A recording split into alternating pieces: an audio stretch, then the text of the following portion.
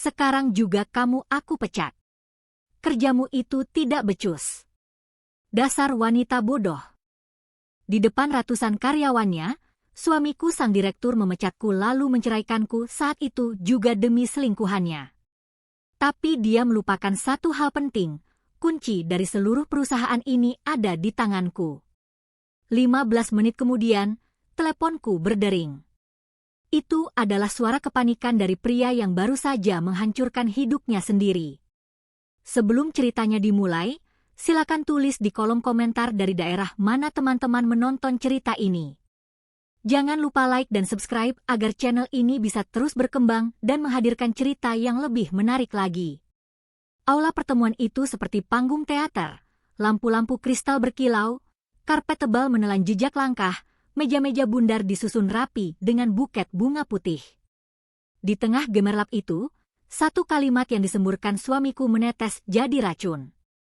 Hening yang tercipta bukan hening hormat, itu heningnya meregang, menggantungkan rasa malu di udara sampai rasanya menyesakan. Beberapa karyawan menahan napas, beberapa lainnya pura-pura sibuk menunduk pada layar ponsel. Semua paham, mereka baru saja menyaksikan sesuatu yang akan jadi cerita beranak pinak di grup kantor. Aku tidak menjerit, tidak memaki, tidak menangis. Kupeluk diriku dari dalam, menahan badai. Orang yang berdiri di podium itu bukan laki-laki yang dulu mengajakku bermimpi dalam kamar sempit beratap bocor. Itu bukan suami yang menatapku penuh harap saat aku menyodorkan secangkir kopi dan rancangan mimpi di atas kertas buram.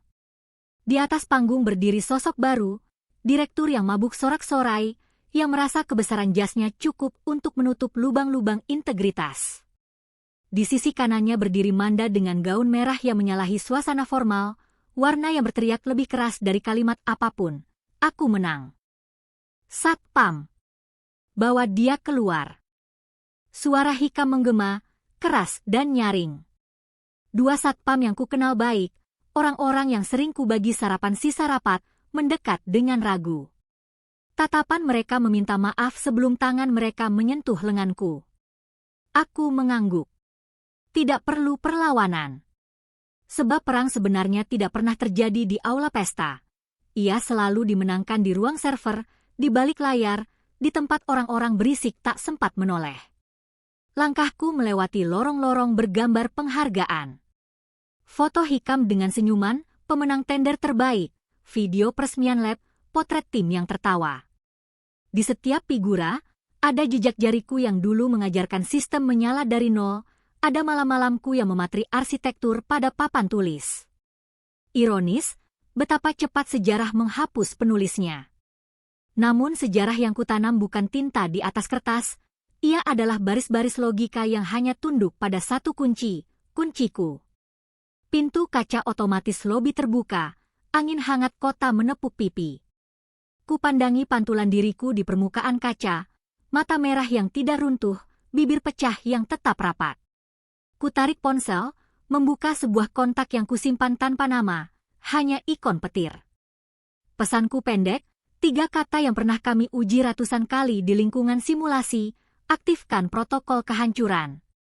Jempolku menekan kirim. Saat ikon centang berubah, sesuatu di dadaku ikut berpindah tempat, dari luka menjadi kendali. Aku duduk di bangku batu luar gedung, merasakan getar taksi-taksi lewat, dengus knalpot yang pekat. Di lantai atas sana, mereka mungkin masih bersulang, menyusun kalimat pidato tentang masa depan gemilang. Masa depan, yang sebentar lagi meredup seperti layar monitor kehabisan daya. Teleponku berdering, Hikam. Aku membiarkannya berdering 3 kali sebelum mengangkat. Di seberang, suaranya pecah-pecah, terlalu cepat untuk seorang direktur yang biasanya menimbang nada. Aurel, apa yang kamu lakukan? Proyektor mati, komputer tim pengembangan terkunci, server pusat tidak menerima kredensial siapapun. Klien Jepang sudah di lobi. Kembali. Sekarang. Aku menatap langit yang mulai menguning. Tenang. Tidak ada yang hilang. Mereka hanya tidak lagi menjadi milikmu untuk sementara. Jangan main-main. Nada perintahnya terpeleset jadi permohonan. Kembalikan aksesnya. Dulu kamu bilang aku tidak becus. Ingat? Mungkin perusahaan baru butuh definisi kompetensi yang lebih jelas. Aku memutus sambungan. Nomornya langsung kublokir, sebuah garis tipis antara masa lalu dan masa depan yang akhirnya kutarik sendiri. Hening yang tersisa bukan hening kosong, ia hening yang penuh keputusan. Aku berdiri, melangkah menjauh dari gedung yang pernah menyebut namaku di papan apresiasi lalu menghapusnya dengan penghapus murahan. Setiap langkah seperti memijak batu pijakan yang lama kutata di dalam kepala. Tidak ada amarah menguap, hanya fokus yang mengental. Kota di sore hari adalah panggung lain. Pedagang kaki lima mengipas sate, tukang ojek berdiskusi tarif, papan reklame berdenyut iklan. Di sela kebisingan itu, ponselku kembali bergetar. Notifikasi bertubi-tubi dari sistem internal, permintaan akses ditolak, upaya reset gagal, autentikasi multifaktor dicekal. Protokol berjalan persis seperti rancangan, serangkaian pintu yang hanya mengenal satu sidik, satu frasa, satu ritme yang kupatri bertahun-tahun lalu ketika idealisme masih kupluk erat. Aku tidak berniat menghancurkan roti dari tangan siapapun. Aku tidak menulis baris pemusnah, aku menulis rem darurat. Namun orang serakah selalu panik ketika pengemudi yang mereka hina ternyata memegang pedal.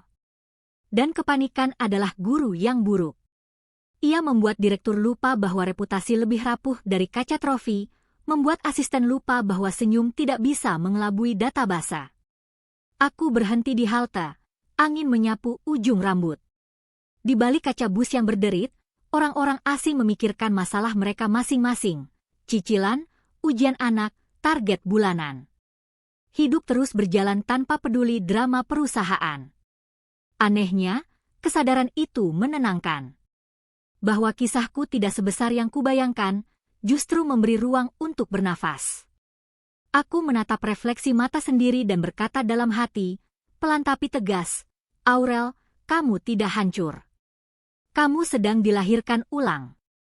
Telepon berdering lagi, kali ini dari nomor kantor. Aku tidak mengangkat. Pesan masuk dari kepala tim IT, Adi, yang selama ini diam-diam paling memahami kompleksitas sistem.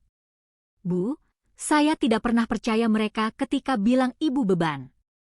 Kalau ibu butuh pernyataan teknis untuk audit nanti, saya siap bicara. Senyum kecil terbit. Di dalam benteng yang dipenuhi spanduk kemenangan palsu, masih ada orang-orang yang menakar nilai dengan metrik yang benar. Aku melangkah ke arah taman kecil di samping gedung. Di sana ada air mancur, pohon ketapang, dan bangku besi yang catnya sudah mengelupas. Kunasibkan diriku sebentar, bukan untuk berduka, melainkan untuk menulis daftar. Aku selalu hidup dari daftar, daftar modul, daftar patch, daftar kompromi yang kuhindari. Kini kusiapkan daftar baru, daftar hidup. Di baris pertama, nama baik. Di baris kedua, arah baru. Di baris ketiga, orang yang tepat. Suara notifikasi berita menyela. Seseorang di dalam aula membocorkan video, potongan kalimat wanita bodoh meluncur dari bibir orang yang dulu kupanggil suami. Komentar-komentar bermunculan. Ada yang membela, ada yang menertawakan. Aku menutup layar. Aku tidak ingin menukar fokus dengan kebisingan. Biarkan dunia bermain di panggungnya. Panggungku bukan di sana. Panggungku ada di ruang-ruang yang hening, di meja yang hanya memantulkan cahaya layar, di ruang negosiasi yang tak diisi sorak-sorai, melainkan angka-angka dan pasal. Sore merunduk pelan. Aku memesan mobil online, memasukkan alamat yang tidak pernah kubagikan pada siapapun di kantor, sebuah coworking sunyi di lantai atas ruko tua. Di sana ada meja kayu panjang, kopi yang tak pernah terlalu manis, dan internet yang cukup cepat untuk membuka pintu-pintu yang sengaja kututup. Sopir mengucap salam, aku membalas singkat. Perjalanan singkat terasa seperti perpindahan bab. Di kursi belakang, aku menarik napas panjang. Kenangan berkelebat, malam-malam aku menulis modul keamanan saat Hikam tidur, janji-janji kita satu tim yang belakangan berubah menjadi kamu menghambatku. Tatapan Manda yang awalnya kagum berubah menghitung. Aneh, yang paling menyakitkan bukan kalimat teriakan tadi, melainkan kesadaran bahwa beberapa bulan terakhir aku hidup dengan alarm kecil yang sengaja kupelankan. Seperti rumah yang retaknya kututupi lukisan. Hari ini, lukisan itu dicopot paksa. Dinding tampak buruk, tapi setidaknya aku bisa memperbaikinya dari struktur. Mobil berhenti. Aku naik ke lantai 3, membuka pintu dengan kartu akses sewa bulananku. Bau kayu dan kertas menyambut. Kutaruh tas, menyalakan laptop. Tampilan pertama bukan layar sombong yang berkata, "Lihat, aku bisa." Tampilan pertama adalah dashboard sederhana. Indikator hijau berarti aman, kuning berarti waspada, merah berarti tindakan. Hari ini hijau semua. Bukan karena tak ada badai, melainkan karena kapal ini, kapalku, punya nahkoda. Sebelum mengetik apapun, aku membuka satu dokumen yang lama kulupakan, berkas diri. Di halaman pertama ada kalimat yang kutulis bertahun-tahun lalu ketika kami masih miskin tapi bermimpi besar. Jangan tukar inti dirimu dengan tepuk tangan sementara. Aku tersenyum. Tepuk tangan di aula tadi memang menggelegar, tetapi kini aku sadar itu tak pernah menjadi milikku. Dan ketika suara palsu itu padam, baru terdengar suara kecil yang seharusnya paling kudengar, suaraku sendiri. Telepon bergetar lagi. Nomor tak dikenal. Quinty Pratinjau. Selamat malam, Bu Aurel. Saya dengar ada dinamika di tempat lama. Jika Anda bersedia, besok pagi saya ingin mengobrol tentang kemungkinan kolaborasi. Nama pengirim tertera rapi, orang yang selama ini jadi lawan tender perusahaan kami. Hidup punya rasa humor yang aneh. Ketika sebuah pintu ditutup dengan bantingan, seringkali di ruangan sebelah ada jendela yang dibiarkan terbuka. Aku menutup mata sejenak. Di belakang kelopak, aula tadi memudar, berganti gambar baru, ruangan rapat yang lebih kecil, orang-orang yang bicara lebih pelan tapi lebih dalam, garis-garis rencana yang rapi di papan putih, dan aku berdiri bukan sebagai istri seseorang, bukan sebagai bayangan direktur, melainkan sebagai arsitek yang menandatangani karyanya sendiri. Malam merapat. Lampu kota menyala satu persatu, seperti kode yang menyalakan modul baru. Aku mengecek sekali lagi protokol yang bekerja, menulis beberapa baris catatan untuk audit, lalu menutup laptop. Di kaca jendela ruko, pantulan seorang perempuan menatap balik. Ia membawa luka, tapi juga membawa peta. Dan peta yang baik tidak menunjukkan jalan paling cepat, ia menunjukkan jalan yang benar. Bagian pertama kisah ini berakhir bukan dengan balas dendam, melainkan dengan kesadaran, ada perbedaan antara menghancurkan dan menghentikan. Aku tidak menghancurkan pekerjaan orang-orang yang jujur di lantai produksi, tidak memadamkan rezeki tim yang setia. Aku hanya menghentikan tangan yang mencomot mahkota dari kepala yang salah. Esok pagi, kisah ini akan bergerak ke bab berikutnya. Bab di mana kepanikan di lantai 25 berubah menjadi negosiasi yang sebenar-benarnya. Tapi malam ini, untuk pertama kalinya setelah sekian lama, aku memeluk diriku sendiri bukan untuk bertahan, melainkan untuk merayakan. Bukan perayaan atas keruntuhan seseorang, melainkan perayaan atas diriku yang kembali pulang. Telepon Hikam berhenti berdering setelah kututup, tapi gema kepanikannya masih terasa di telingaku. Aku tahu apa yang sedang terjadi di lantai 25, tempat pesta jabatan itu digelar. Aku tahu bagaimana layar-layar monitor mereka kini gelap total, bagaimana staf IT berlarian dengan wajah panik, dan bagaimana ruangan yang tadi dipenuhi tepuk tangan kini berubah menjadi ruang penuh makian dan kebingungan. Di balik kaca gedung yang tinggi, perusahaannya yang dulu kubangun bersamanya, Mahameru Technologies, mulai runtuh dari dalam. Dan semua dimulai dari satu kalimat hinaan yang keluar dari mulutnya sendiri. Sementara itu, aku duduk tenang di dalam mobil yang melaju pelan menembus kemacetan sore. Lampu-lampu kota mulai menyala, memantulkan warna jingga ke kaca jendela. Dari kejauhan, bayangan gedung Mahameru tampak seperti menara megah yang sedang menahan badai. Ironis, gedung itu dulu kubantu desain konsep keamanannya. Aku yang menulis blueprint awal sistem server. Aku pula yang menyarankan enkripsi 3 lapis untuk mencegah pencurian data. Tapi Hikam, dalam ambisinya, lupa satu hal penting. Tidak ada sistem yang kebal terhadap orang yang menciptakannya. Aku masih ingat malam saat sistem itu lahir. Hikam duduk di sebelahku, rambutnya acak-acakan, mata lelah tapi penuh semangat. Kami berdua lembur berhari-hari menyusun arsitektur jaringan, mencari cara agar perusahaan kecil kami bisa bersaing dengan raksasa teknologi lain. Saat itu, ia berkata pelan, "Kalau nanti perusahaan ini besar, nama kamu harus ada di fondasinya, Rel. Karena tanpa kamu, aku nggak akan sampai mana-mana." Dan aku percaya. Bodohnya, aku percaya. Kata-kata itu kini berubah jadi luka. Tapi luka punya caranya sendiri untuk mengingatkan bahwa darah masih mengalir. Dan darahku kini lebih dingin dari baja. Ponselku kembali bergetar. Kali ini dari Adi, kepala tim IT. Pesannya pendek, "Bu, sistem utama telah terkunci sesuai protokol. Hanya Anda yang punya akses override. Semua data aman di server bayangan seperti yang Ibu instruksikan dulu." Perintah selanjutnya, aku menatap layar, tersenyum samar. Adi adalah orang yang dulu kukader langsung. Seorang anak muda jujur dan jenius yang selalu kupeluk seperti adik sendiri. Aku tahu dia tidak ikut permainan kotor Hikam dan Manda. Kujawab pesan itu singkat, "Jaga keamanan, jangan serahkan akses pada siapapun. Kita tunggu langkah mereka." Di lantai 25, Hikam pasti sedang marah besar. Aku bisa membayangkan wajahnya memerah, suaranya meninggi, tangan menepuk meja rapat dengan keras. Dan di sebelahnya, Manda akan berusaha menenangkan, berpura-pura cerdas dengan kalimat, "Mungkin servernya error, Pak. Tenang aja, bisa diperbaiki." Padahal yang mereka hadapi bukan sekadar error, itu adalah dinding algoritma yang hanya bisa dibuka oleh satu kunci, suaraku.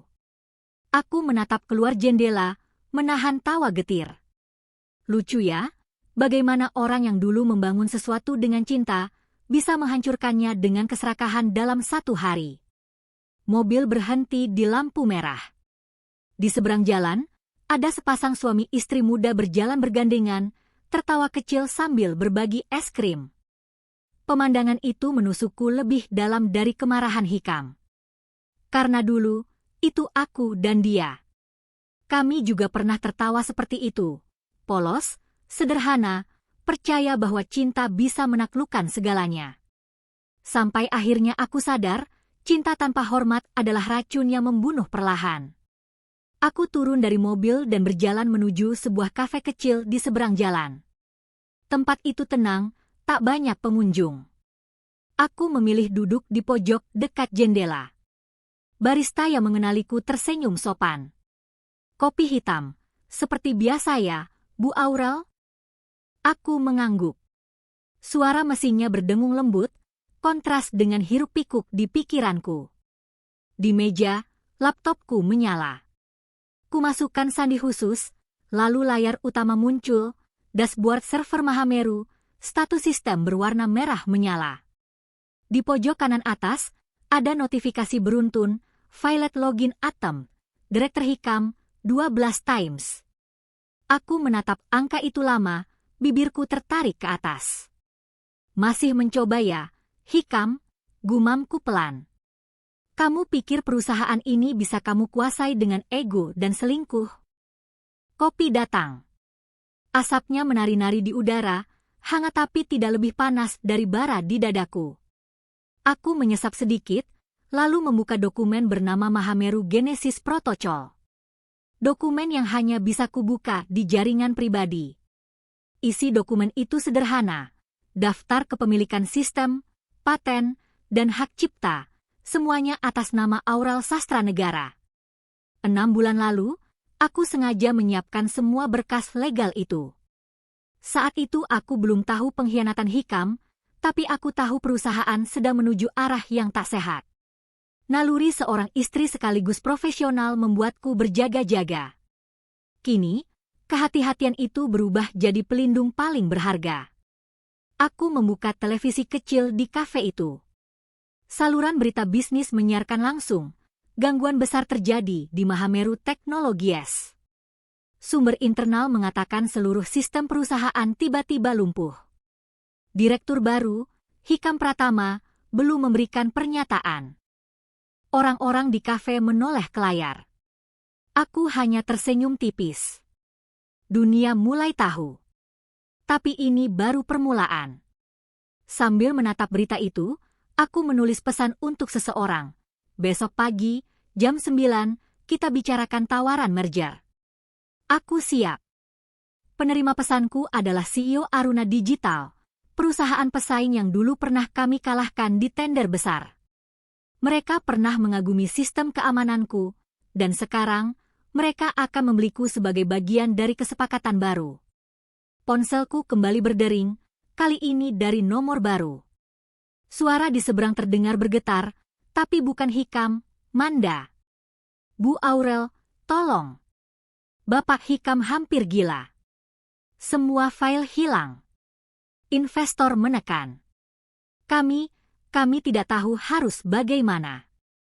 Katanya cuma ibu yang bisa mengembalikan semuanya. Aku menutup mata, menarik napas panjang. Dalam nada paniknya, ada ketakutan yang nyata. Tapi aku tak bisa lagi merasa kasihan. Kalau dia ingin semuanya kembali, jawabku pelan, katakan padanya untuk belajar menghormati orang yang dia injak. Klik. Teleponku tutup. Di luar, hujan turun pelan. Tetes-tetesnya menabrak kaca jendela, menciptakan ritme lembut yang menenangkan. Aku menatap pantulan diriku di jendela itu. Bukan lagi wajah istri yang ditinggalkan, tapi wajah seorang wanita yang baru saja mengambil kembali kendalinya. Di lantai 25, Hika mungkin sedang membanting gelas dan berteriak, kembalikan semuanya. Tapi aku tahu, yang sebenarnya ingin ia kembalikan bukan datanya, bukan proyeknya, melainkan kekuasaan yang dulu kukunci di dalam genggaman tanganku. Dan malam itu, untuk pertama kalinya, aku benar-benar tenang. Karena aku tahu, besok pagi, dunia akan tahu siapa sebenarnya otak di balik Mahameru. Dan nama yang akan mereka sebut bukan lagi Hikam Pratama, melainkan Aurel Sastra Negara. Pagi berikutnya, langit Jakarta masih abu-abu. Hujan semalam meninggalkan genangan kecil di pinggir jalan dan aroma tanah basah yang samar. Aku berdiri di depan cermin, menatap wajahku sendiri. Ada sembab di bawah mata, tapi bukan karena tangis, melainkan kurang tidur. Semalaman aku menyusun strategi. Hari ini, segalanya akan berubah. Bukan hanya untukku, tapi juga untuk semua orang yang dulu menganggap aku hanyalah istri direktur yang kebetulan paham sistem. Mereka akan tahu bahwa Mahameru berdiri karena otak dan tangan seorang wanita yang mereka hina di depan umum. Aku mengenakan blazer hitam sederhana, rambutku diikat rapi. Tidak perlu perhiasan, tidak perlu riasan berlebihan. Aku tidak akan tampil sebagai korban yang butuh simpati, tapi sebagai profesional yang siap memimpin. Pukul 8.55, aku tiba di gedung Aruna Digital, kompetitor utama Mahameru. Lobi mereka lebih modern, lebih tenang, tanpa kemewahan berlebihan. Resepsionis mengenaliku seketika, matanya membulat. Ibu Aurel? Silakan naik, Pak Rendra sudah menunggu di lantai 8. Nama itu membuat jantungku bergetar sedikit. Rendra, CEO Aruna, pria cerdas yang dulu pernah bersaing ketat dengan Hikam dalam tender proyek pemerintah. Ia selalu profesional, sopan, dan berbeda dari kebanyakan petinggi industri yang hanya melihat wanita sebagai pemanis meja rapat. Lift terbuka dengan bunyi lembut. Setiap detik menuju lantai 8 terasa seperti mendaki ke masa depan yang baru. Saat pintu terbuka, Rendra sudah berdiri di depan ruangannya, tersenyum tipis. Selamat datang kembali ke medan perang, Bu Aurel. Aku menjabat tangannya. Medan perang yang kali ini akan saya menangkan. Kami duduk di ruang rapat yang dikelilingi kaca. Dari sini, Gedung Mahameru tampak jelas di kejauhan, menjulang tapi rapuh, seperti istana pasir yang sebentar lagi tersapu ombak. Rendra membuka pembicaraan tanpa basa-basi. Kami tahu apa yang terjadi tadi malam. Dan kami juga tahu siapa otak di balik sistem Mahameru sebenarnya. Kalau Ibu bersedia, kami ingin bekerja sama, bukan sekadar membeli teknologi, tapi membangun ulang semuanya di bawah nama Anda. Kata-kata itu seperti musik di telingaku. Tapi aku tak langsung mengangguk. Rendra, aku bukan ingin membalas dendam. Aku hanya ingin menegakkan kebenaran. Tapi kalau kita kerjasama, aku ingin satu hal, semua tim teknologiku harus ikut. Orang-orang jujur yang dulu disingkirkan. Rendra menatapku sejenak, lalu mengangguk mantap. Deal. Kami tidak membeli balas dendam, kami membeli otak dan integritas. Dan saya tahu dua hal itu cuma kamu yang punya. Kalimat terakhirnya membuat dadaku sedikit bergetar. Di tengah dunia korporat yang dingin, jarang ada yang bicara dengan ketulusan seperti itu. Setelah diskusi 2 jam, kami menyusun draft awal kontrak. Aku akan menjabat sebagai Chief Technology Officer Aruna Digital dengan saham 20%. Semua sistem inti Mahameru yang menjadi karyaku akan dialihkan secara sah ke perusahaan baru ini. Dalam waktu 3 bulan, kami akan meluncurkan platform versi baru, lebih kuat, lebih bersih, dan tak bisa direbut oleh siapapun. Namun sebelum kontrak ditandatangani, aku memandangi layar laptopku. Di situ masih ada notifikasi dari server Mahameru. Unauthorized Access Atom 86 Direktur Hikam. Ia masih berusaha. Masih mencoba menembus sistem yang sudah tidak lagi menjadi miliknya. Rendra memperhatikan ekspresiku. Masih ingin melihatnya jatuh, tanyanya pelan. Aku menggeleng. Tidak. Aku cuma ingin dia tahu rasanya kehilangan sesuatu yang dulu dianggap remeh. Kami menandatangani kesepakatan. Pena Rendra menorehkan tanda tangan terakhir. Dalam sekejap, statusku berubah. Dari istri yang dipecat dengan hinaan, kini menjadi salah satu pemegang saham di perusahaan pesaing. Ironisnya, semua teknologi yang akan kami gunakan adalah hasil karyaku sendiri, yang selama ini diklaim Hikam sebagai hasil kerjanya. Siang itu, berita mulai menyebar di dunia maya. Judul-judul artikel bermunculan. Direktur Mahameru diduga pecat pencipta sistem keamanan sendiri. Aurel Sastra Negara, otak di balik sistem Mahameru, resmi gabung Aruna Digital. Drama korporat, cinta, pengkhianatan, dan teknologi.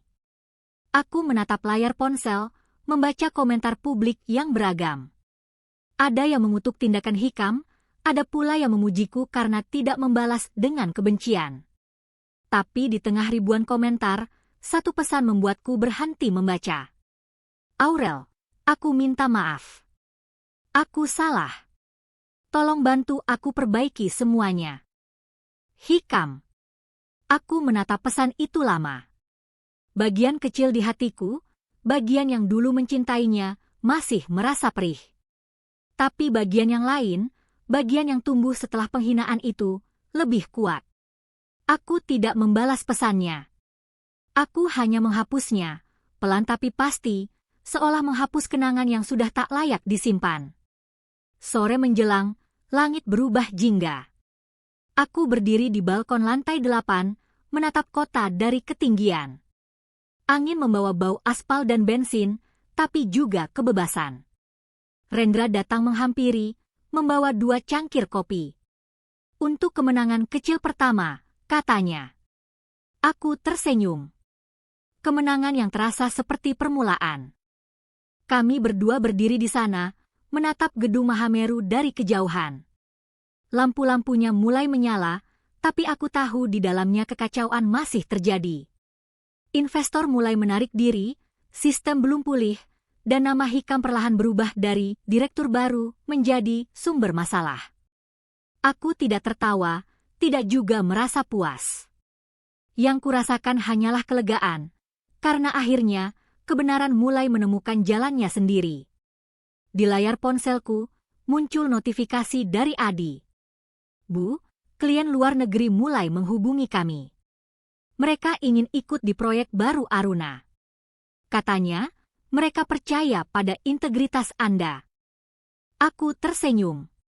Bukan karena aku berhasil membalas dendam, tapi karena akhirnya aku bisa membangun sesuatu yang benar tanpa bayang-bayang siapapun. Langit senja berubah gelap. Lampu gedung di seberang tampak seperti bintang-bintang buatan manusia. Aku menatapnya dan berbisik pelan. Terima kasih, Hikam. Karena menjatuhkanku, kamu tanpa sadar memberiku sayap untuk terbang lebih tinggi. Dan malam itu, untuk pertama kalinya dalam hidupku, aku tak lagi takut pada masa depan. Karena kali ini, aku yang menulis ulang takdirku sendiri. Hari-hari berikutnya berubah menjadi badai bagi Mahameru Technologies. Apa yang dulu tampak seperti kerajaan tak tergoyahkan kini runtuh, satu batu demi satu batu, di depan mata seluruh publik. Media, investor, bahkan karyawan sendiri, semuanya seperti ombak yang menyerbu tanpa henti. Di layar ponselku, notifikasi berita tak berhenti berdenting. Sistem Mahameru lumpuh total, investor asing tarik diri. Direktur baru dituding pecat pencipta sistem inti. Proyek triliunan rupiah gagal, saham Mahameru anjlok 42% dalam 2 hari. Judul-judul itu bertebaran di mana-mana. Aku tidak mencari, tapi setiap kali membuka layar, wajah Hikam muncul di thumbnail berita.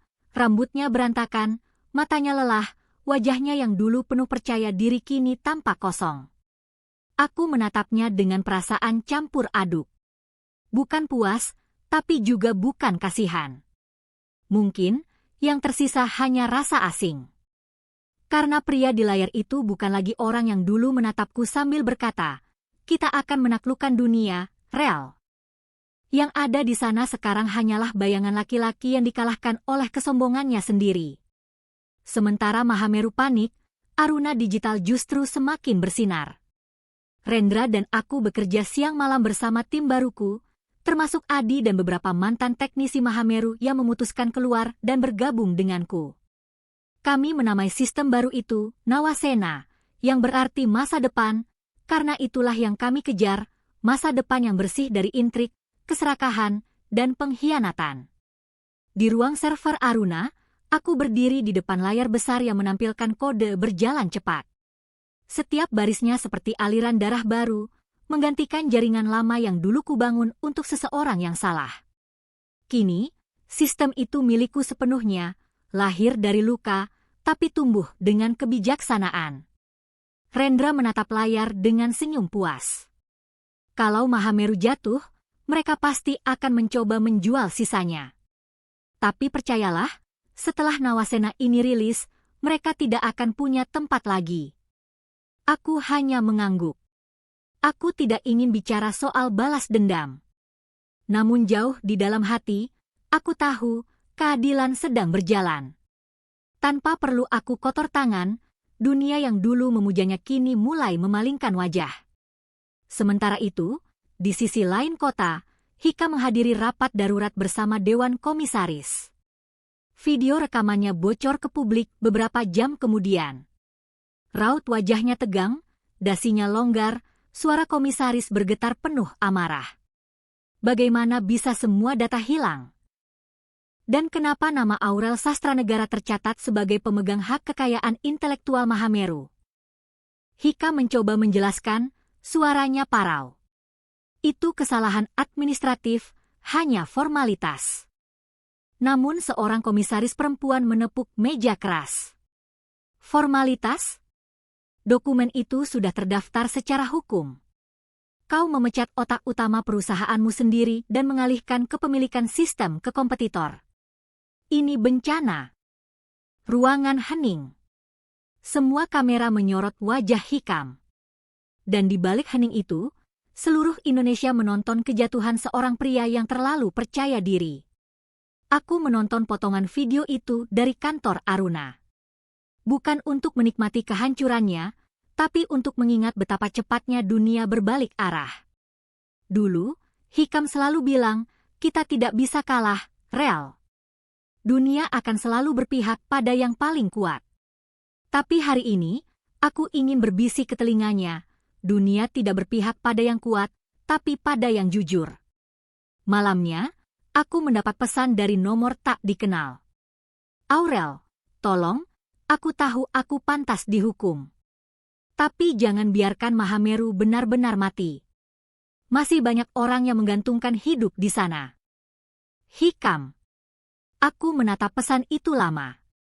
Untuk pertama kalinya, kalimatnya tidak terdengar sombong. Tidak ada perintah, tidak ada nada menggurui. Hanya permohonan. Aku menarik napas panjang. Aku tahu, di balik kebangkrutan dan keangkuhan yang luluh, masih ada puluhan karyawan yang dulu tulus bekerja. Mereka bukan musuhku. Mereka hanya korban dari pemimpin yang salah. Aku membalas singkat. Aku tidak akan membiarkan orang baik jadi korban. Tapi aku tidak akan menolongmu. Kau yang harus memperbaiki sendiri reruntuhan yang kau buat. Pesan itu terkirim, centang 2 biru. Tidak ada balasan setelahnya. 2 minggu kemudian, dunia korporat berubah total. Mahameru resmi mengumumkan kebangkrutan. Ratusan karyawan diberhentikan. Investor asing menuntut ganti rugi. Saham perusahaan dihapus dari bursa. Namun di balik kehancuran itu, Nawasena justru mencatat sejarah. Sistem baru kami diadopsi oleh 3 perusahaan besar dalam waktu 2 minggu. Media menulis kisahku sebagai simbol kebangkitan perempuan di dunia teknologi. Aku membaca berita itu sambil tersenyum samar. Bukan karena bangga, tapi karena akhirnya perjuanganku tidak lagi dipandang sebagai bantuan istri direktur, melainkan hasil kerja keras seorang profesional. Rendra datang ke ruanganku membawa koran pagi. Selamat, Aurel. Dunia akhirnya tahu siapa kamu sebenarnya. Aku menatapnya dan menjawab tenang, aku tidak butuh dunia tahu. Aku hanya ingin anak-anak perempuan di luar sana tahu bahwa mereka bisa bertahan, bahkan ketika dunia berusaha menjatuhkan mereka. Kami berdua tertawa kecil. Tapi tawa itu bukan euforia, melainkan kelegaan. Karena untuk pertama kalinya setelah bertahun-tahun, aku tertawa bukan karena kemenangan Hikam, tapi karena keberhasilanku sendiri. Malam itu, aku berjalan pulang sendirian melewati trotoar yang basah. Lampu jalan memantulkan sinar kegenangan air, membentuk kilau seperti permata. Aku berhenti di depan gedung lama Mahameru, gedung yang kini kosong dan gelap. Di kaca depannya, logo besar perusahaan itu sudah dicopot. Yang tersisa hanya bekas huruf menempel samar, seperti luka yang baru disembuhkan. Aku menyentuh kaca dingin itu pelan dan berbisik. Selamat tinggal, Mahameru. Kau pernah jadi rumahku, lalu nerakaku. Sekarang kau jadi pelajaran terbesarku. Udara malam berembus pelan, membawa ketenangan yang belum pernah kurasakan sebelumnya. Aku melangkah pergi tanpa menoleh. Karena aku tahu, kisah ini belum berakhir. Masih ada bab berikutnya, bab di mana bukan hanya Mahameru yang runtuh, tapi juga ego terakhir dari seorang pria bernama Hikam. Dan saat itu tiba, dunia akan melihat bukan kehancuranku, melainkan kebangkitanku yang sesungguhnya. 3 minggu setelah kejatuhan Mahameru, kota Jakarta seolah ikut menghembuskan napas lega. Kisah tentang direktur yang memecat istrinya kini bukan lagi sekadar gosip korporat, ia telah menjadi pelajaran nasional. Setiap media membicarakannya, setiap seminar bisnis mengutipnya sebagai contoh, bagaimana keserakahan bisa menghancurkan perusahaan lebih cepat daripada kegagalan teknologi. Di tengah hiruk-pikuk itu, aku hidup dengan tenang. Aruna digital berkembang pesat, sistem Nawasena kami diluncurkan lebih cepat dari rencana. Investor asing berbondong-bondong datang. Bahkan universitas ternama mulai menjadikannya studi kasus untuk inovasi keamanan digital. Namun meski semuanya tampak sempurna, ada satu hal yang masih menggantung di pikiranku, pengakuan. Aku tidak pernah mencarinya, tapi aku tahu cepat atau lambat dunia akan memaksanya keluar. dan hari itu tiba lebih cepat dari dugaanku. Pagi itu, aku sedang memeriksa data integrasi di kantor Aruna ketika Rendra mengetuk pintu ruanganku. "Aurel," katanya pelan sambil menaruh tablet di mejaku. "Kamu harus lihat ini." Di layar, muncul siaran langsung dari sebuah konferensi pers. Tulisan besar di latar belakang, Mahameru Technologies, pernyataan resmi direksi. Aku menatap layar itu tanpa bergerak. Di tengah ruangan penuh wartawan, tampak Hikam duduk di belakang meja panjang. Tubuhnya tampak lebih kurus, matanya sayu, wajahnya jauh dari sosok direktur arogan yang dulu berteriak memecatku. Ia mengambil napas panjang, lalu berbicara di depan mikrofon. "Saya, Hikam Pratama, menyampaikan permintaan maaf kepada seluruh pihak, khususnya kepada publik, para investor, dan kepada seseorang yang sangat saya lukai, Aurel Sastranegara." Ruangan langsung sunyi. Wartawan menatapnya dengan campuran kaget dan penasaran. Hikam menunduk sejenak sebelum melanjutkan. "Selama bertahun-tahun, saya membangun Mahameru bersama Aurel. Ia bukan sekadar istri saya, ia adalah arsitek sistem keamanan yang menjadi dasar berdirinya perusahaan ini. Tanpa dia, Mahameru tidak akan pernah eksis." Suaranya bergetar, tapi jujur. Untuk pertama kalinya setelah sekian lama, aku mendengar Hikam berbicara tanpa topeng kekuasaan. "Kesombongan membuat saya buta," lanjutnya. "Saya membiarkan ambisi menelan logika, dan saya menukar cinta dengan ego. Hari ini, saya membayar semuanya." Wartawan berebut menulis. Kamera berdesing. Aku menatap layar itu dalam diam, tak tahu harus marah, sedih, atau lega. Kalimat-kalimatnya terdengar seperti permintaan maaf, tapi juga seperti penyerahan diri. Lalu ia berkata, "Saya mengundurkan diri secara resmi dari jabatan direktur. Mulai hari ini, Mahameru akan diserahkan kepada Dewan Likuidasi. Saya akan bertanggung jawab secara hukum atas semua kesalahan yang telah saya perbuat." Dan terakhir, ia berhenti sejenak, menatap kamera. "Saya berterima kasih kepada Aurel. Karena dengan menjatuhkan saya, dia telah menyelamatkan banyak orang dari pemimpin yang salah." Hening beberapa detik. Lalu ruangan itu meledak oleh kilatan kamera. Aku menatap layar dengan jantung berdebar. Rendra menatapku dari sisi meja. "Kamu baik-baik aja?" Aku menarik napas dalam. Entahlah. Aku cuma tidak menyangka dia akan mengatakannya di depan publik. Rendra duduk di kursi seberang, menatapku penuh pengertian. Orang yang pernah punya cinta, walau kecil, pasti tahu kapan harus berhenti berperang. Aku tersenyum samar. Mungkin benar. Tapi perangku sudah selesai sejak hari dia memecatku. Yang tersisa sekarang cuma sisa-sisa sejarah. Sore harinya, sebuah email masuk ke alamat pribadiku. Pengirimnya, Hikam Pratama. Subjeknya, untuk terakhir kalinya. "Aurel, aku tidak meminta maaf untuk dimaafkan. Aku tahu luka yang kubuat terlalu dalam.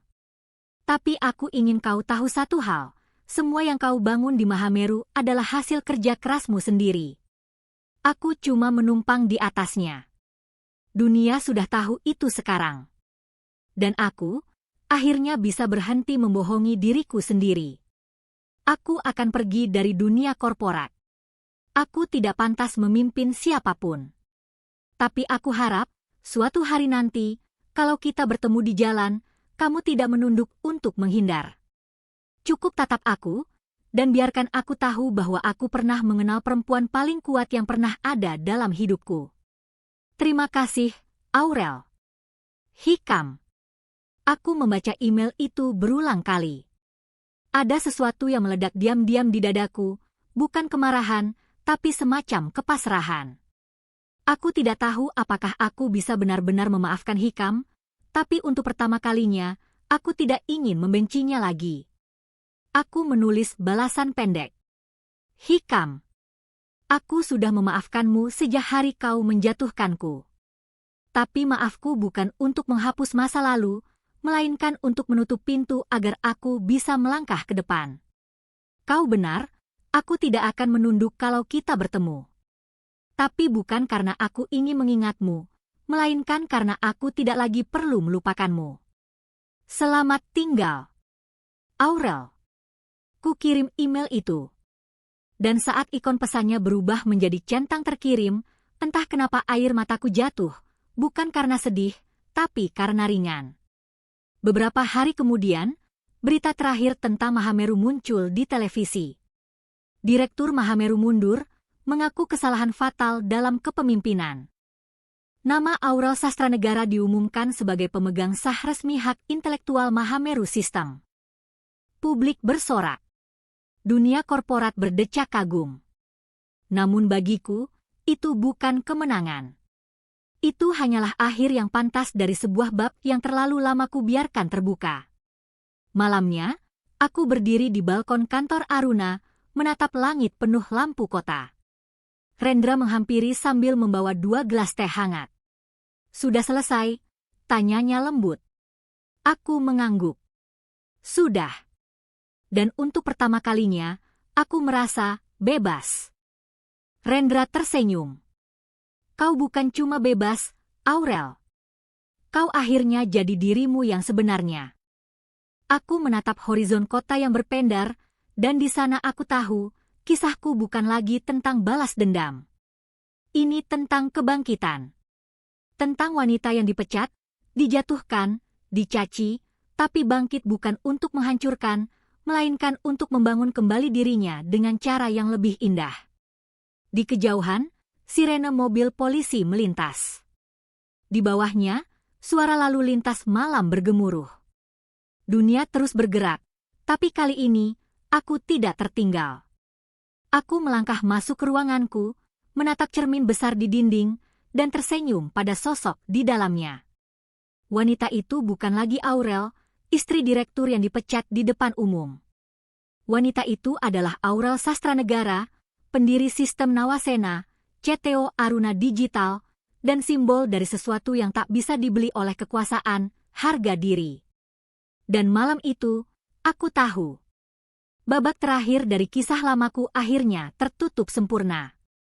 Namun bab baru, kisah tentang kehidupan, keberanian, dan kebebasan, baru saja dimulai. Setelah hari pengakuan itu, hidupku seolah menemukan ritmenya kembali.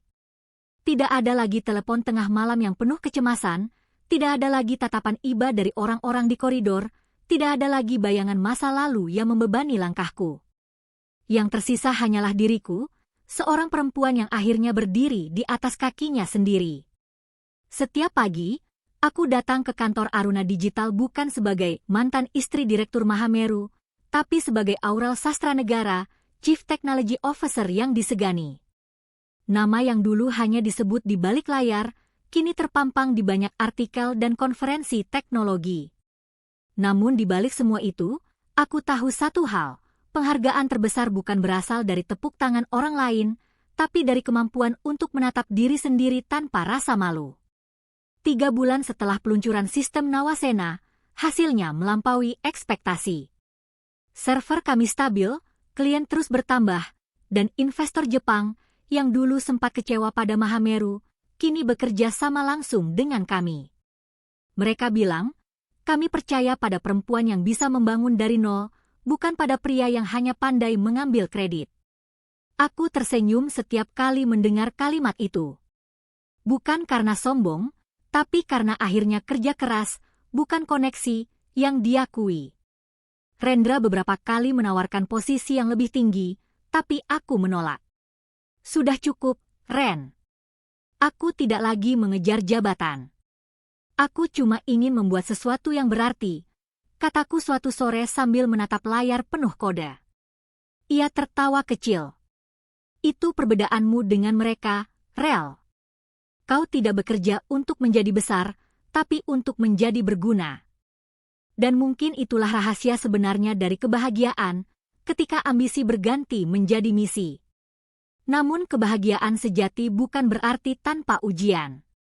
Suatu malam, setelah semua orang pulang, aku masih di kantor. Cahaya monitor menyorot wajahku, sementara di luar jendela, Jakarta sudah tertelan gelap. Tiba-tiba, aku menemukan file lama, backup proyek Mahameru versi awal. File itu kusimpan dulu di drive pribadi, sekadar dokumentasi. Begitu kubuka, layar menampilkan kode pertama yang kutulis bertahun-tahun lalu, di masa ketika aku dan Hikam masih duduk berdampingan di ruang sempit, bermimpi menaklukkan dunia. Ada catatan kecil di baris paling atas kode itu. Untuk Aurel, dari Hikam, agar dunia tahu siapa yang sebenarnya menulis sejarah ini. Aku terpaku. Ternyata, di awal perjalanan kami dulu, ia pernah benar-benar percaya padaku. Sebelum ambisi menggerogoti hatinya, sebelum kekuasaan mengubahnya menjadi monster, ia pernah menjadi lelaki yang mencintai ide, bukan hanya hasil. Air mataku jatuh tanpa kusadari. Bukan karena aku masih mencintainya, tapi karena aku akhirnya bisa melepaskan seluruh kenangan itu tanpa kebencian. Semua luka yang dulu terasa tajam kini berubah menjadi bekas halus, bukti bahwa aku pernah bertahan, bukan bahwa aku pernah kalah. Aku menutup file itu dan menatap langit malam di luar jendela. Jakarta tampak seperti sirkuit listrik raksasa, hidup, berisik, tapi penuh cahaya. Aku tersenyum kecil dan berbisik, "Terima kasih, masa lalu. Tanpamu, aku tak akan sekuat ini." Beberapa minggu kemudian, Rendra mengajakku menghadiri forum teknologi internasional di Singapura. Ia ingin aku menjadi pembicara utama untuk sesi Women in Innovation. Awalnya aku menolak, aku tidak suka sorotan, tapi akhirnya aku setuju. Saat tiba di panggung besar dengan ratusan penonton dari berbagai negara, aku sempat gugup.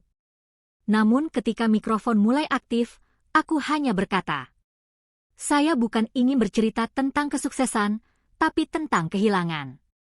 Karena terkadang, sesuatu harus hancur dulu agar kita tahu seberapa kuat kita bisa membangunnya kembali. Seluruh ruangan hening. Aku melanjutkan dengan tenang, menceritakan perjalanan dari seorang istri yang dipecat di depan publik, hingga menjadi perempuan yang menulis ulang hidupnya dengan tangannya sendiri. Dan ketika aku mengakhiri pidato itu, tepuk tangan bergema, panjang, tulus, dan hangat. Bukan karena kisahku dramatis, tapi karena setiap orang di ruangan itu tahu satu hal. Semua orang pernah jatuh. Tapi tidak semua berani berdiri lagi.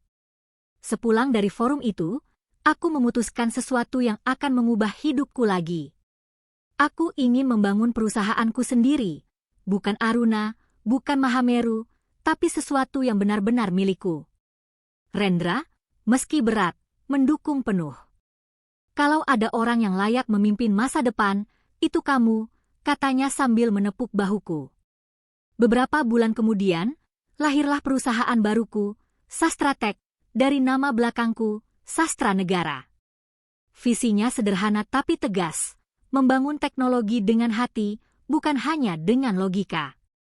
Aku merekrut banyak talenta muda, terutama perempuan, agar mereka tidak perlu melalui apa yang pernah kualami.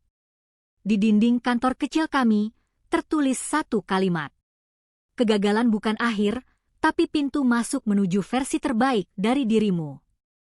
Setiap kali aku melewati dinding itu, aku tersenyum. Kalimat itu bukan slogan perusahaan, melainkan surat kecil untuk diriku sendiri, Aurel yang pernah jatuh, tapi memilih untuk bangkit. Malam pertama di kantor baru, aku duduk sendirian di depan jendela. Kota masih sama, tapi hidupku berbeda. Dulu aku pernah merasa segala sesuatu runtuh di hadapanku. Kini aku tahu, mungkin itu bukan kehancuran, melainkan perombakan dari Tuhan agar aku bisa berdiri di tempat yang lebih tinggi. Teleponku bergetar. Pesan dari Rendra. "Selamat atas lahirnya Sastratek, Rel. Dunia butuh lebih banyak perempuan seperti kamu." Aku tersenyum dan membalas. "Dunia tidak butuh banyak aku, Ren. Dunia hanya butuh lebih banyak orang yang percaya bahwa luka pun bisa melahirkan karya."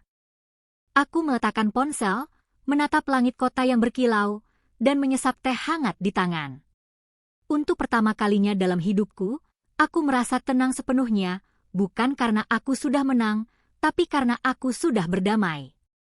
Aku tidak lagi melawan masa lalu. Aku tidak lagi membuktikan diri pada siapapun. Aku hanya hidup dengan versi terbaik dari diriku sendiri. Dan malam itu, di bawah cahaya lampu Jakarta, aku menulis satu kalimat terakhir di jurnal pribadiku. Dulu aku dipecat, kini aku menciptakan pekerjaan bagi banyak orang. Dulu aku dicaci, kini aku dihormati. Dulu aku menangis karena kehilangan seseorang. Kini aku tersenyum karena menemukan diriku sendiri. Senyum itu bertahan lama. Senyum seorang perempuan yang akhirnya tahu, kebangkitan sejati bukan saat dunia mengakui kita, tapi saat kita memaafkan dunia yang pernah menjatuhkan kita. 7 tahun telah berlalu sejak hari aku dipecat di depan ratusan orang. 7 tahun sejak kata-kata wanita bodoh meluncur dari mulut suamiku dan memecahkan seluruh harga diriku. Dan 7 tahun pula sejak aku memutuskan untuk tidak membalas dunia dengan kemarahan, melainkan dengan karya. Kini, dunia yang dulu menertawakanku, berdiri memberi tepuk tangan. Nama Aurel Sastranegara terpampang di banyak konferensi internasional. Sastratek, perusahaan yang dulu hanya berawal dari meja kayu kecil dan mimpi sederhana, kini menjadi raksasa teknologi dengan ribuan karyawan. Kami punya cabang di Singapura, Tokyo, dan Berlin.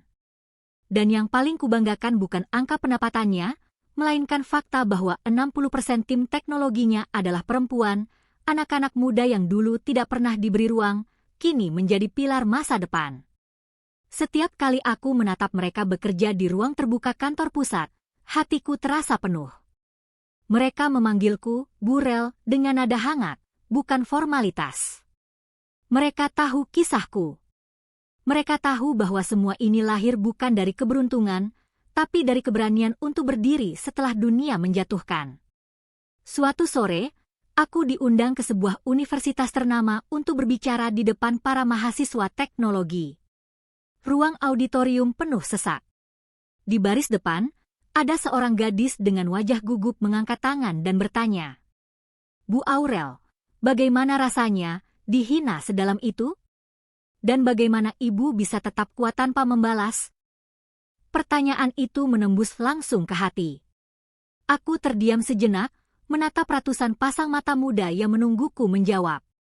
Rasanya, ujarku pelan. Sakit. Sangat sakit. Rasanya seperti seluruh dunia menertawakanmu, seperti tidak ada lagi yang percaya padamu. Aku tersenyum samar. Tapi kekuatan itu tidak muncul karena aku tidak sakit. Justru karena aku sakit, aku jadi belajar mengenali diriku sendiri. Dan ketika kau mengenali dirimu, tidak ada lagi yang bisa merendahkanmu. Ruangan hening.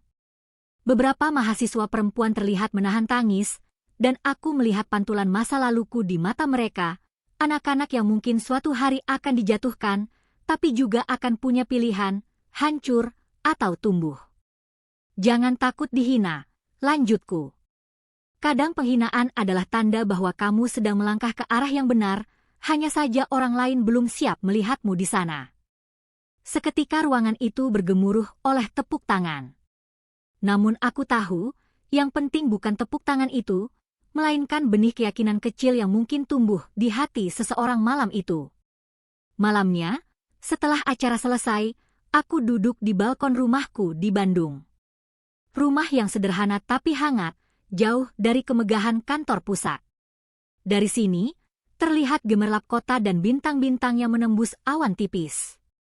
Di pangkuanku, ada cangkir teh hangat, dan di meja kecil di sebelah, sebuah foto lama, foto aku dan Hikam, di masa kami masih muda, berdiri di depan komputer tua di ruang sewa sempit, dengan tulisan spidol di dinding, "Kita akan menaklukkan dunia bersama."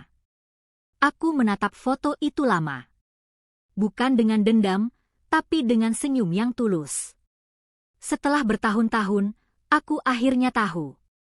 Menaklukkan dunia bukan berarti menguasainya, tapi menaklukkan bagian diri yang paling gelap, kesombongan, rasa takut, dan kebencian. Aku mendengar kabar tentang Hikam sesekali. Ia hidup tenang di luar Jakarta, mengajar di universitas kecil. Katanya, ia kini banyak berbicara tentang etika bisnis dan kesalahan masa lalu. Beberapa muridnya menulis padaku lewat email. Bu, Pak Hikam sering menyebut nama ibu di kelas. Katanya, ibu adalah alasan kenapa ia belajar jadi manusia lagi.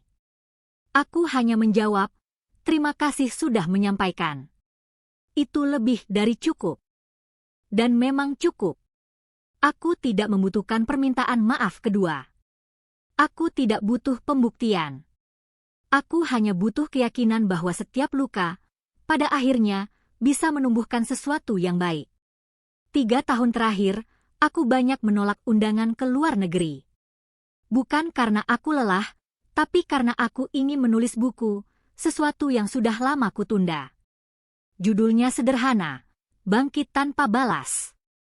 Isinya bukan tentang teknologi, tapi tentang perjalanan hati, dari penghinaan, pengkhianatan, sampai pengampunan. Buku itu kutulis dengan tanganku sendiri, tanpa editor, tanpa ambisi.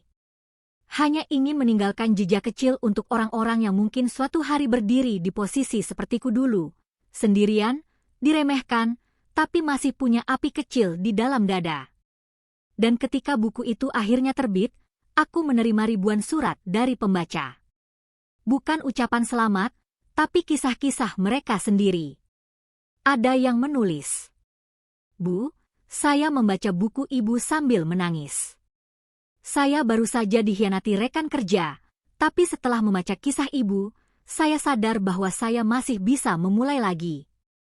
Ada juga yang menulis, saya dulu berhenti kuliah karena diejek bodoh. Sekarang saya kembali belajar karena ibu bilang, kamu bukan gagal, kamu sedang diuji. Setiap surat kubaca satu persatu, dan aku menangis diam-diam. Bukan karena sedih, tapi karena aku merasa Tuhan memberiku tugas, bukan untuk menjadi besar, tapi untuk menjadi saksi bahwa luka pun bisa membawa berkah. Kini, setiap kali aku menatap langit malam, aku tidak lagi bertanya, kenapa dulu harus terjadi. Karena aku tahu, kalau tidak dijatuhkan, aku tidak akan pernah belajar berdiri. Kalau tidak dihina, aku tidak akan tahu bagaimana rasanya mempercayai diri sendiri. Dan kalau tidak ditinggalkan, aku tidak akan pernah menemukan kekuatan untuk hidup tanpa bergantung pada siapapun. Aku menatap ke langit dan tersenyum, lalu berbisik pelan. Terima kasih, Tuhan. Engkau menghancurkan aku bukan untuk membinasakan, tapi untuk memahatku menjadi bentuk yang baru. Angin malam menyentuh wajahku lembut, seolah semesta mengamini. Dan di saat itu, aku tahu, kisahku sudah selesai. Bukan dengan balas dendam, bukan dengan air mata, tapi dengan kedamaian.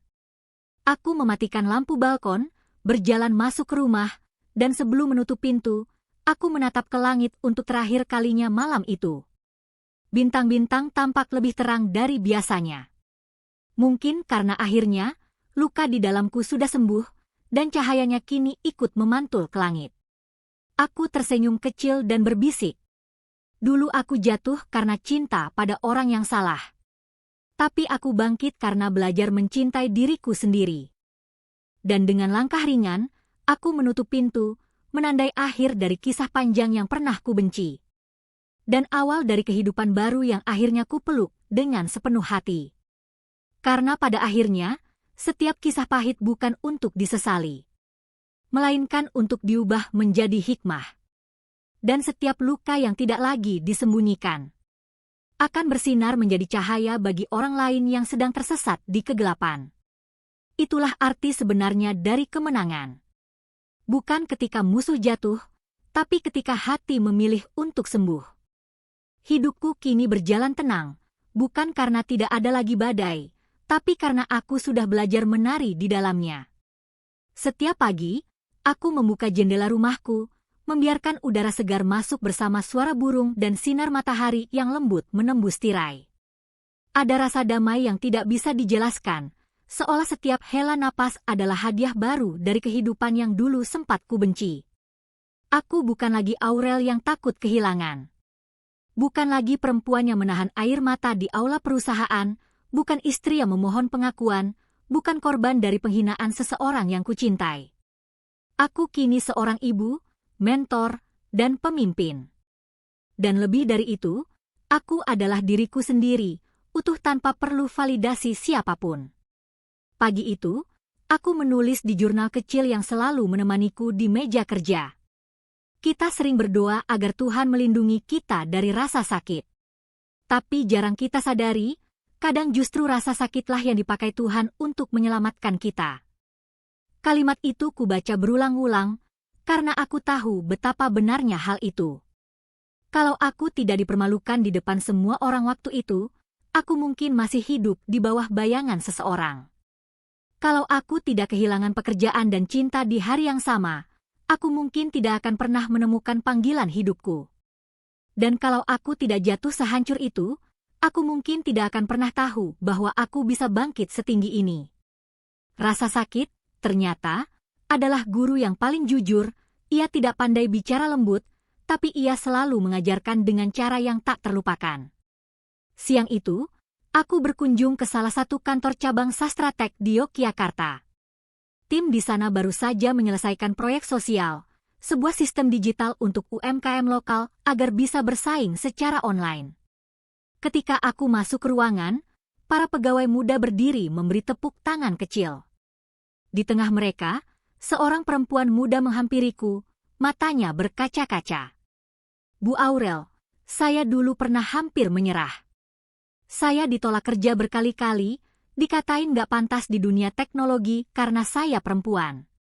Tapi waktu saya nonton video kisah ibu di YouTube Ruang Hikmah, saya berubah pikiran. Saya pikir, kalau ibu aja bisa bangkit dari penghinaan seberat itu, kenapa saya nggak bisa? Aku menatapnya lama, lalu memeluknya tanpa banyak kata. Karena aku tahu rasa itu, rasa di mana dunia seolah menutup pintu, tapi satu cerita bisa membuka jendela kecil harapan. Di detik itu, aku sadar, mungkin inilah alasan kenapa Tuhan membiarkanku jatuh dulu. Bukan untuk menghukum, tapi agar suatu hari nanti, kisahku bisa menjadi lentera bagi orang lain yang sedang tersesat. Malamnya, aku duduk di teras hotel, menatap langit Yogyakarta yang jernih. Bintang-bintang bertabur, angin membawa aroma tanah yang tenang. Aku membuka ponsel, memutar ulang video lama yang dulu jadi titik balik hidupku. Rekaman konferensi pers ketika Hikam mengakui kesalahannya. Aku menontonnya tanpa marah, tanpa dendam. Hanya rasa syukur. Karena dari mulut yang dulu melukai, akhirnya keluar juga kebenaran yang dulu kupendam sendirian. Kata orang, waktu bisa menyembuhkan. Tapi bagiku, pengampunan adalah obat yang sebenarnya. Bukan untuk membuat pelaku nyaman, tapi untuk membuat hatimu sendiri bisa beristirahat. Dan malam itu, di bawah langit Yogyakarta, aku benar-benar beristirahat, bukan tubuhku, tapi jiwaku. 3 bulan kemudian, aku menghadiri acara penghargaan internasional di Tokyo. Sastra Tech dinobatkan sebagai salah satu perusahaan teknologi paling berpengaruh di Asia Tenggara. Saat namaku dipanggil ke panggung, aku berjalan pelan, menatap ribuan wajah yang bertepuk tangan. Aku tidak melihat kamera. Aku tidak memikirkan headline esok hari. Aku hanya menatap ke depan, membayangkan diriku 7 tahun lalu, berdiri dengan mata merah di aula yang sama dinginnya dengan hatiku waktu itu. Dan aku ingin berkata padanya, terima kasih karena tidak menyerah.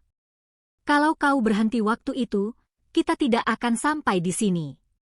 Saat mikrofonku buka, aku berbicara dengan suara bergetar, bukan karena gugup, tapi karena penuh rasa syukur. Dulu, saya pernah berpikir bahwa hidup saya berakhir di hari saya dipecat. Tapi ternyata, disitulah hidup saya justru dimulai. Saya belajar bahwa kekalahan bukan musuh, ia hanya cara Tuhan menyiapkan kita untuk kemenangan yang lebih besar. Ruangan itu hening. Beberapa orang meneteskan air mata. Aku menutup pidato dengan kalimat yang kini jadi moto hidupku. Jangan takut kehilangan orang, jabatan, atau kesempatan. Karena yang ditakdirkan untukmu tidak akan pernah bisa direbut, bahkan oleh penghinaan, bahkan oleh kejahatan. Usai acara, aku berjalan sendirian di taman hotel. Lampu-lampu kota Tokyo berpendar seperti galaksi kecil. Aku memandang pantulan wajahku di kolam tenang di depan taman, wajah yang dulu penuh luka kini tenang, lembut, dan hidup. Dari kejauhan, aku bisa mendengar suara orang-orang tertawa. Aku tersenyum.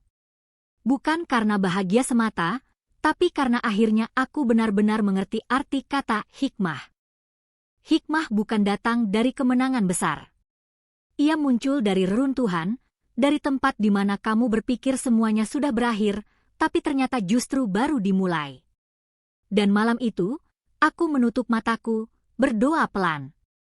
Ya Tuhan, terima kasih bukan hanya karena Kau mengangkatku dari kehancuran, tapi karena Kau membuatku bersinar dari sisa-sisa serpihan itu. Angin bertiup lembut. Daun sakura jatuh satu persatu di kakiku, seperti simbol bahwa musim telah berganti, bahwa hidupku pun sudah memasuki musim baru. Kini, setiap kali aku menceritakan kisah ini di acara, aku selalu mengakhiri dengan kalimat yang sama.